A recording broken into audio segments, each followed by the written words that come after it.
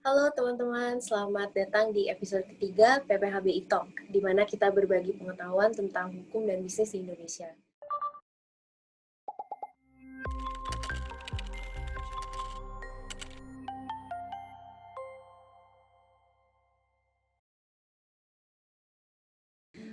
Di episode sebelumnya kita sudah membahas tentang merek,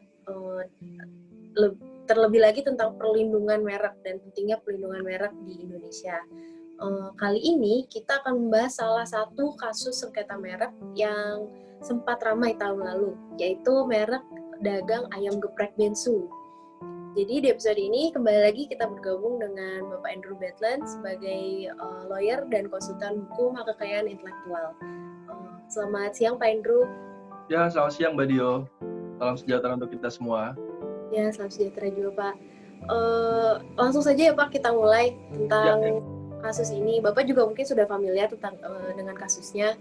Salah satu poin Pak yang diajukan dalam kasus ini yang saya sempat baca itu bahwa penggugat ini mengaku sebagai orang pertama yang mendaftarkan merek Bensu kepada Ditjen Haki dan bersangkutan dengan prinsip first to file.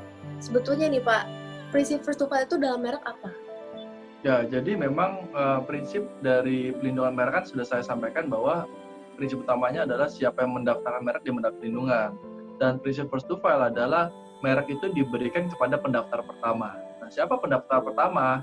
Pendaftar pertama adalah orang yang mengajukan aplikasi pendaftar merek ke Ditjen Haki dan orang tersebut dianggap menjadi pemilik merek tersebut. Itu prinsip first to file di dalam undang-undang merek kita, Mbak. Kan yang saya tahu nih Pak, setelah kita melakukan permohonan pendaftaran, tolong diperbaiki apa kalau istilahnya mungkin salah. Pada saat kita melakukan permohonan pendaftaran, terus kan itu pasti ada jangka waktunya ya Pak, maksudnya nggak langsung di-approve gitu, granted pendaftaran.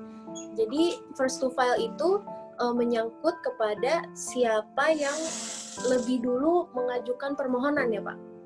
Ya, betul. Jadi prinsip first to file itu siapa yang lebih dulu mengajukan permohonan. Kalau kita menggali dari proses pendaftaran merek di Dirjen Kekayaan Intelektual itu paling nggak dibagi dalam beberapa tahapan ya. Yang pertama adalah pendaftaran sendiri, dan ketika pendaftaran dilakukan, Dirjen akan melakukan namanya pemeriksaan administrasi. Setelah pemeriksaan administrasi, hal yang dilakukan berikutnya adalah sebelum Undang-Undang 2016, masih Undang-Undang lama, yang dilakukan berikutnya adalah pemeriksaan substansi. Jadi substansi merek itu diperiksa, ini merek ada nggak sih sama dengan merek orang lain dan sebagainya. Setelah pemeriksaan substansi selesai, akan dilakukan pengumuman. Jadi merek itu akan diumumkan. Ada nggak orang keberatan terhadap merek tersebut? Nah, itu jangka waktu pengumumannya kurang lebih 3 bulan. Ketika tidak ada keberatan, pada saat itu juga dari Dirjen Kekayaan Intelektual akan menggranted merek tersebut melalui direktur merek supaya merek tersebut keluar sertifikat dan diberikan hak miliknya kepada pemohon atau aplikan. Nah, bagaimana dengan Undang-Undang 2016? Ini posisinya diputar sedikit aja. Selain jangka waktunya diperpendek. Jadi di dalam Undang-Undang 2016, pemohon merek itu sendiri setelah dia mendaftarkan mereknya langsung dilakukan pengumuman oleh Dirjen selama kurang lebih 2 bulan. Dan setelahnya kalau nggak ada keberatan, Dirjen akan melakukan yang kita sebut sebagai pemeriksaan substansi tadi. Kalau pemeriksaan substansi nggak ada yang mirip gitu ya sama merek orang lain, dan pada saat itu merek di-granted oleh pemerintah, dan akhirnya orang tersebutlah dianggap sebagai pemilik merek terhadap merek didaftarkan. Dan artinya kalau dalam prinsip first to file bagaimana sih, kan kita sama-sama tahu kalau first to file adalah misalnya saya punya merek Bedland gitu ya, Bedland saya daftarkan ke Dirjen. Nah, orang lain yang daftarin kedua 1 bulan kemudian itu nggak bisa pakai nama Bedland di kelas yang saya daftarkan. Kan merek itu dibagi kelas berdasarkan niche specification. Tapi kalau saya sudah daftarkan di kelas tertentu maka itu akan dimonopoli. Terus Dirjen pada saat dia daftarkan langsung nolak enggak. Administrasi mereka tetap terima, tapi pada saat pemeriksaan substansi pasti nanti ketemu kok. Gitu Mbak Dio. Oke Pak. Jadi tadi Bapak bilang ada pada saat pemeriksaan substansi itu dicari tahu apakah ada merek yang mirip atau enggak gitu dengan merek yang kita daftarkan. Berarti ini mungkin ada hubungannya dengan persamaan pada pokoknya ya Pak. Jadi dalam kasus yang Bensu ini juga saya menemukan ada bahwa menurut penggugat mereknya tergugat yang didaftarkan 2 tahun setelah mereknya penggugat itu dikatakan ada persamaan pada pokoknya. Sebetulnya persamaan pada pokoknya itu apa Pak? Oke Mbak Dio, ini tapi kalau saya boleh coba review ini, kalau nggak salah ini perkaranya bensu dengan ayam bensu ya? Iya, betul Pak. Betul ya? Ayam Bensu yang geprek pertama itu bensu. merek bensu dengan ayam geprek bensu ya? Ya. Oke.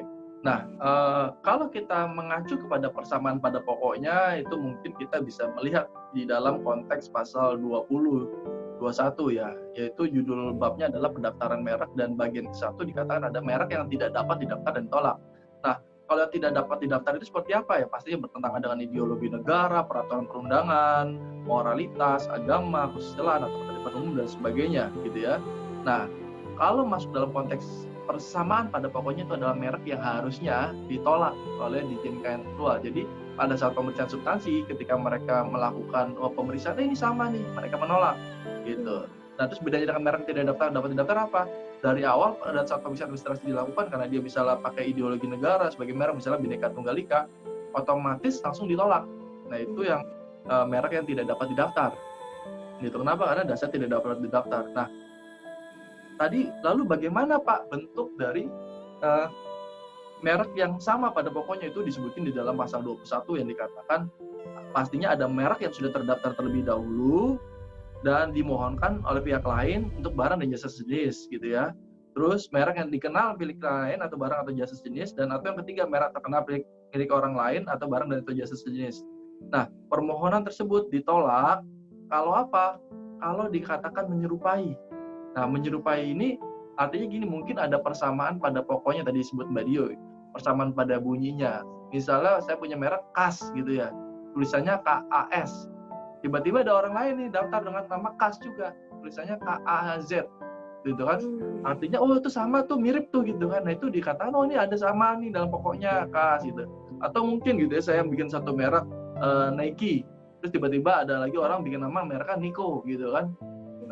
Oh mirip nih, kenapa lambangnya sama-sama cetak, bedanya belakangan oh itu disangka sebagai persamaan pada pokoknya. Jadi kalau kita melihat persamaan pada pokoknya, kadang-kadang juga ya bisa dari subjektivitas pemeriksa merek gitu, dan subjektivitas masyarakat, karena ada juga dalam terjemahan bahasa lain misalnya mereknya KAS, kalau di dalam bahasa lain disebutnya misal cash gitu kan, dari KAS ke cash bisa dianggap sama bisa dianggap beda. Nah, itu tergantung dari sudut pandang pemeriksa merek begitu Mbak Dio. Iya, kebetulan tadi Bapak juga singgung tentang subjektivitas ya, karena pada saat saya mendengarkan penjelasan Bapak juga tadinya saya mau mengangkat bahwa berarti fair ya Pak kalau saya bilang bahwa menentukan ada atau tidaknya persamaan pada pokoknya ini cukup subjektif ya Pak. Ya, betul, sangat subjektif sekali gitu, karena ya pasti masing-masing orang memiliki sudut pandang berbeda gitu ya. Karena subjektivitas yang dimasuk itu bisa masuk ke dalam mana saja. Misalnya kalau misalnya namanya agak-agak mirip tapi logonya berbeda, apakah itu sama? Itu bisa dibilang ada yang berpendapat itu sama, ada yang bilang itu berbeda. Kenapa? Kadang lihat secara keseluruhan. Nah, itu kembali kepada pemeriksa merek dan kembali kepada masyarakat dalam menilai gitu. Nah, di dalam case bensu dan ayam geprek bensu, saya memang nggak mau berpendapat lebih gitu ya. Tapi kalau saya mengutip pendapat dari hakim yang kita anggap sebagai penengah terhadap satu perkara yang mengambil keputusan gitu ya, dan kita anggap bahwa putusan hakim adalah perwakilan dari Tuhan kan gitu menurut orang hukum kan. Jadi ya bahasanya hakim karena dengan ira-ira demi ketuhanan Nama Esa, artinya putusan hakim adalah putusan Tuhan. Ya kita anggap yang dipandang hakim itu benar gitu kalau buat saya. Kenapa?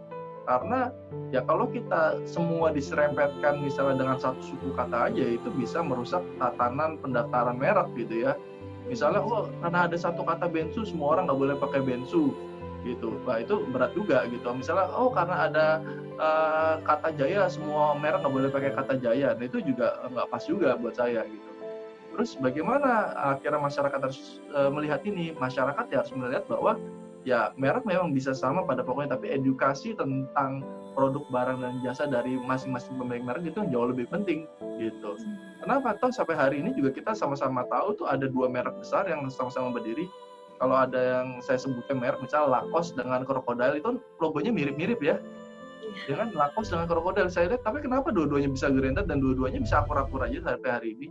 Gitu, tanpa ada gugat-menggugat di hari-hari ini yang saya tahu ya di Indonesia, dan buktinya mereka masih tetap survive tuh sampai hari ini. Dan itu kembali edukasinya pemilik merek kepada masyarakat. berarti semua juga kembali lagi ke konteks secara keseluruhan ya Pak, nggak bisa Iya, cuma karena ada satu kata sama aja langsung dibilang ada persamaan pada pokoknya. betul, betul, betul. Makanya saya yakin bahwa hakim juga sudah menimbang dengan cukup baik dan sangat dalam ya, nggak asal putus saja, tapi pasti berdasarkan pertimbangan-pertimbangan yang diberikan oleh masing-masing PH atau dari saksi-saksi ahli yang diberikan oleh masing-masing, dan oleh sebab itu hakim punya pandangan demikian. Baik Pak, terima Ya, kasih Pak Andrew untuk pemaparannya.